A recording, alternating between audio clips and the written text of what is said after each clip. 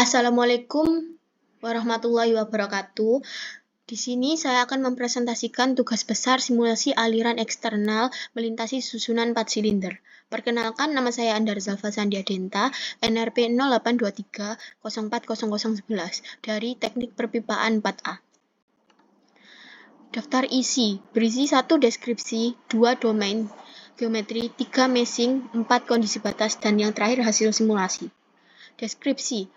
Dalam dunia teknik, khususnya di bidang teknik perpipaan dan permesinan, pemahaman terhadap perilaku aliran fluida di sekitar objek sangat penting untuk mendukung desain sistem yang efisien dan andal. Salah satu pendekatan modern untuk menganalisis fenomena ini adalah melalui computational fluid dynamics, yaitu metode berbasis komputasi numerik yang memungkinkan visualisasi dan prediksi pola aliran dengan presisi tinggi. Simulasi aliran eksternal melintasi beberapa silinder menjadi studi yang relevan, karena geometri ini banyak dijumpai pada struktur perpipaan, penukar panas, dan komponen bawah laut. Ketika fluida mengalir melewati objek silindris, akan terjadi pembentukan pusaran, vortex shedding, yang memengaruhi gaya drag dan lift secara dinamis. Untuk itu, diperlukan simulasi yang mampu menangkap perilaku ini secara akurat. Dan ini untuk aplikasiannya. Selanjutnya, dimensi domain geometri. Dengan dimensi box yang searah sumbu X 35 satuan, sumbu Z 20 satuan, dan sumbu Y 1 satuan. Di tengah bangun tersebut terdapat 4 buah lubang dengan dimensi 1 satuan. Serta terdapat box kecil yang searah sumbu X 9 satuan, Z 9 satuan, dan Y 1 satuan. Dimensi domain geometri.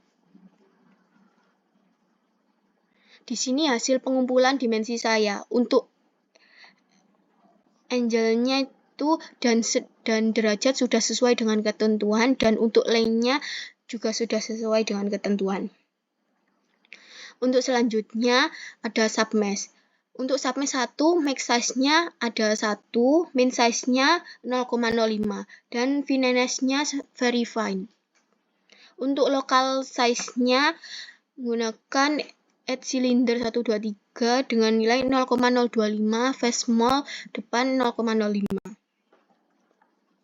Selanjutnya submesh 2. Untuk submesh 2 menggunakan wire discretization dengan geometri extrusion 1 dan number of segment 1.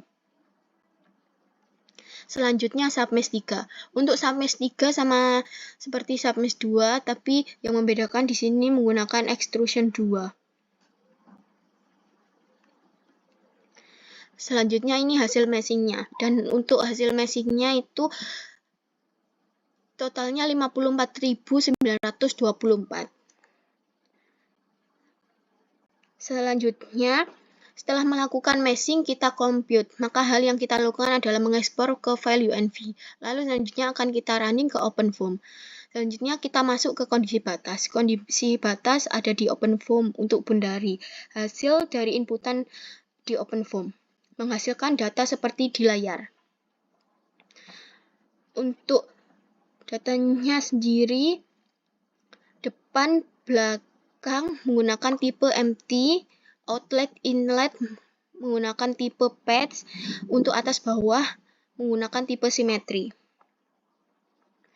Lalu untuk control dict-nya menggunakan waktu 200 dan delta T 0,005. Selanjutnya masuk ke properties. Di properties kita mencari nilai N dengan rumus 1/100 tambah NRP. Untuk NRP saya sendiri 11, jadi 1/100 tambah 11 dengan hasil 0,009, 009, 009, dan 001. Dan selanjutnya masuk ke plot vorticity. Plot vorticity sendiri untuk mengetahui aliran setelah melewati silinder. Dan kita lihat di sini setiap silindernya setiap waktu bertambah. Maka aliran melewati pipa semakin besar, dimulai dari 0,5 sampai 200 detik. Untuk plot kontur tekanan. Plot kontur tekanan mengetahui tekanan atau deformasi, dan dapat kita lihat kenaikan waktu, maka semakin besar penyebarannya juga. Selanjutnya, plot koefisien CD terhadap waktu.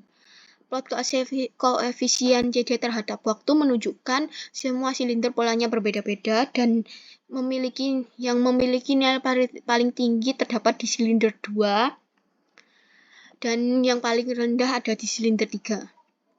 Selanjutnya, plot koefisien CL terhadap waktu. Plot koefisien CL terhadap waktu juga mempunyai 4 silinder dan yang paling tinggi nilainya ada di silinder 4 dan yang paling rendah ada di silinder 3. Terima kasih atas waktunya. Sekian, saya pamit undur diri. Mohon maaf bila ada salah kata. Wassalamualaikum warahmatullahi wabarakatuh.